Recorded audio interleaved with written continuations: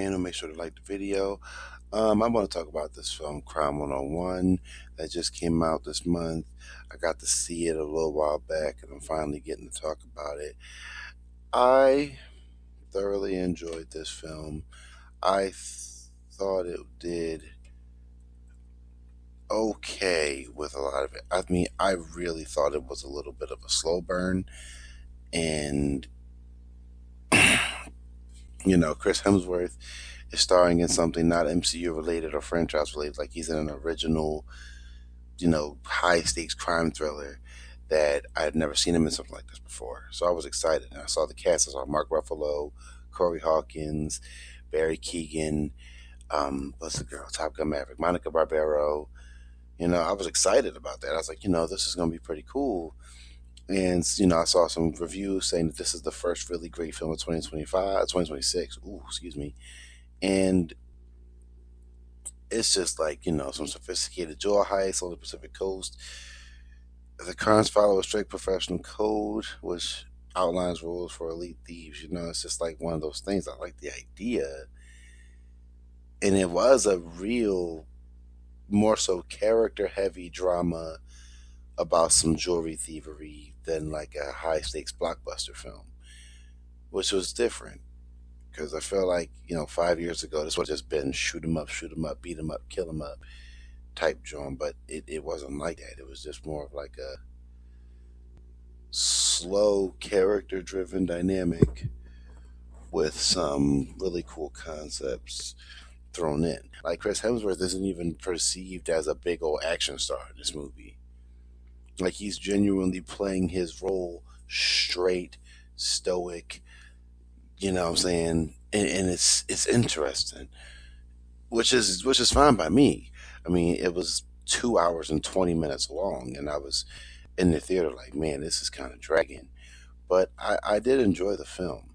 The style, like that real smart dialogue, methodical crime sequences, psychological cat and mouse energy. It was just this really good like tug of war. I did enjoy Monica Barbero because I think the only thing I'd ever really seen her in was Top Gun Maverick, and I really liked her. And she played, her role very well. Halle Berry played a older woman in the corporate world, going through her little issues. Mark Ruffalo plays a detective because I feel like he plays a detective often, or some kind of version of that type of thing. And Corey Hawkins is always cool to see.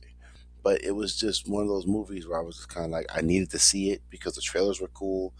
It seemed cool. I like Chris Hemsworth, you know what I mean, and everyone else in the cast.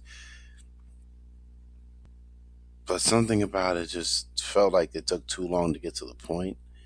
And sometimes slow burn is good when done like exceptionally well.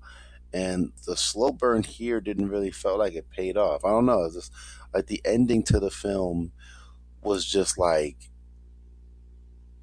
wrapped up in this neat little bow, and I wasn't expecting it to be such a happy ending, but it was, and I was thrown off a little bit. I'm not gonna lie.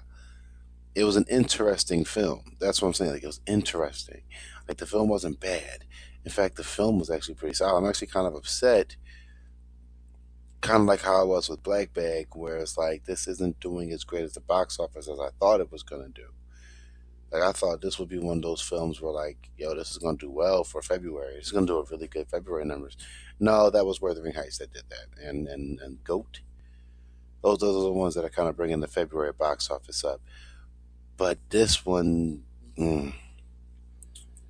can't really explain it, man. It really can't break it down. But it is.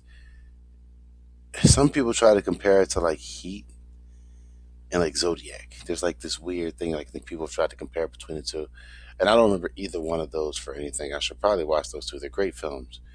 They're great films. I don't know why I haven't rewatched these movies going forward. I will at some point.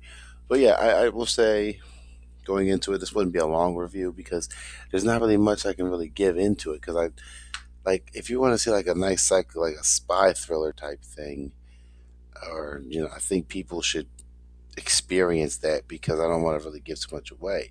But I will say everyone plays their character very well.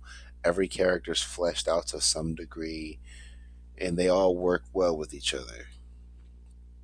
And I will say that I was happy to see Chris Hemsworth in something a little more strictly written and well forward and straightened up, just to give him something to do outside of Thor or Thor, like not even a sequence of him touching a hammer.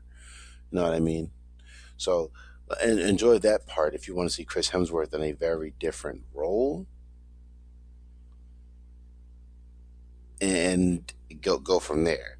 But without being said, I'm actually going to log off. This is one of my shorter ones, but it's just something I think people should more so experience. But I just want to put in the word, like, it is an interesting film if you like that type of film. And yeah, just go on in there and enjoy it. If not, I understand completely. This is very much not a cup of tea for everybody. This is not everyone's like, I'm going to pick this up and sip it and love it. This is one of those, it really, really, really heavily depends on the person. Just keeping it a buck with y'all. So I'm going to sign off now. Make sure you like the video, comment, subscribe for more, and I'll see y'all in the next one.